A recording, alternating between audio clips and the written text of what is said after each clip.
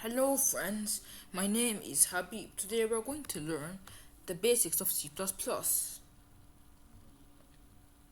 So now, this is the C++. This hashtag include IOStream. This imports all of the necessary libraries for the C++. This int main is the function where our code will be in. This stdc out, it prints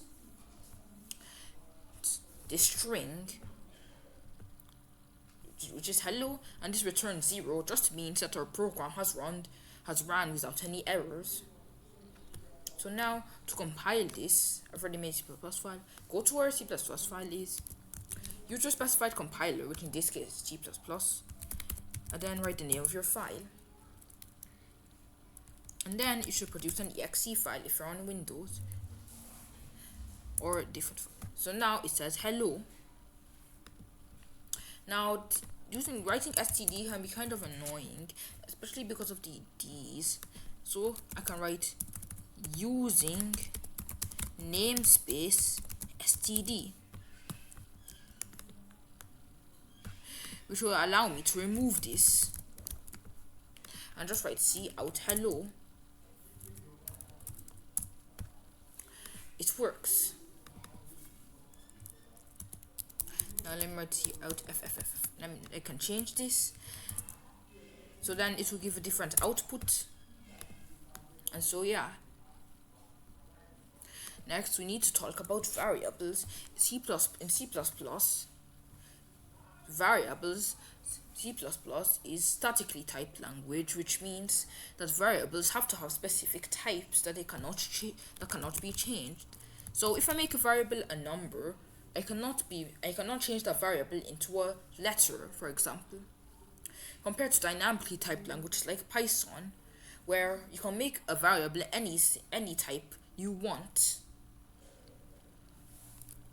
In C++, there are many different types. Integers can only be whole numbers.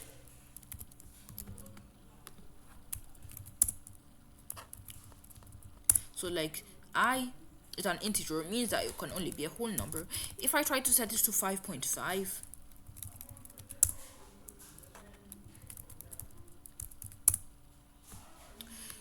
if I try to set this integer to 5.5, instead of printing the value of the integer, it is going to it will just remove the number after the decimal. So this is effectively 5. If I try to add any decimal after the integer, it will remove all of the numbers after the decimal. But floats can hold decimal numbers. Floats are basically just decimal numbers like pi or whatever. Doubles are basically just floats, but doubles can store much larger numbers than floats. Doubles are basically floats that can store a larger number. Booleans are basically true or false. A boolean can be true, or a boolean can be false.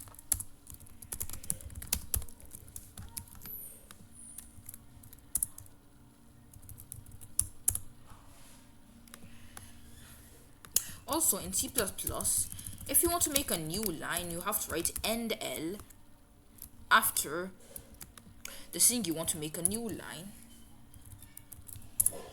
So to make a new line, of course, the reason why it says 0 and 1, because false is effectively just 0 and true is effectively just 1. There's no such thing as true or false, it's just 0 and 1. And there are strings. In C, strings are just pointers to characters. Of course, pointers is past. Pointers is past what we're talking about here. I'm going to talk about pointers in a later lesson. But strings in C++ are just groups of letters like hello. So if I print this string over here,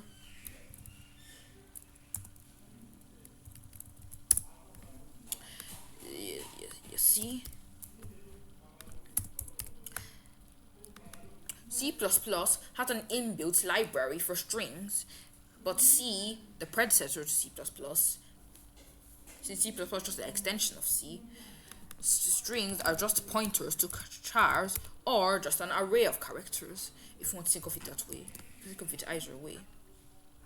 Chars can only be one letter.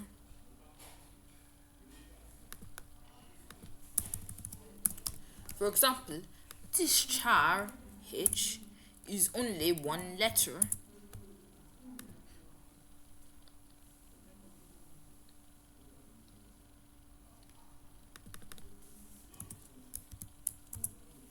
It's int I is equal to 10. C out I.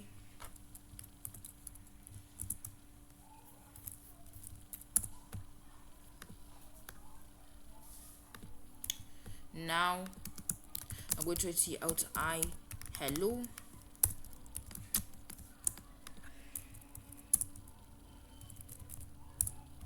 Basically, you can print out many things together.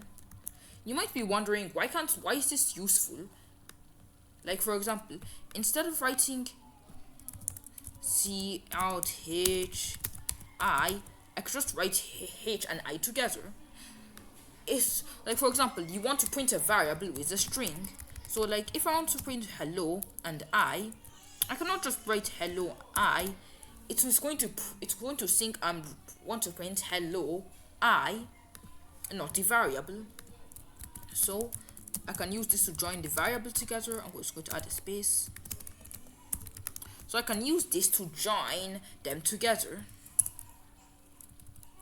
So that now when I print them, they can be printed together with this extra space added. C++ can also take inputs. Like for example, I can write C out what number do you want, and then I can write sin. This will take I as an input, and then I can write C out. Then I can print the I. I'll run this. Oh, what number do you want? Now I have to input the number, and it prints out the number.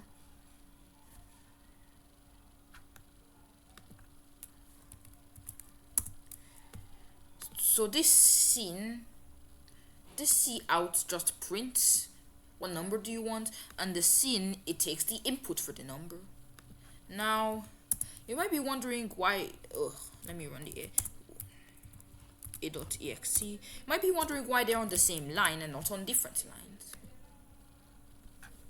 Well, if I want the input and the text to be on different lines, I'll add end L here.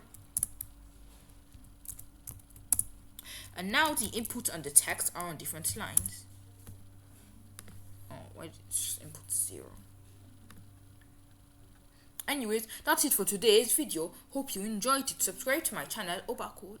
Bye.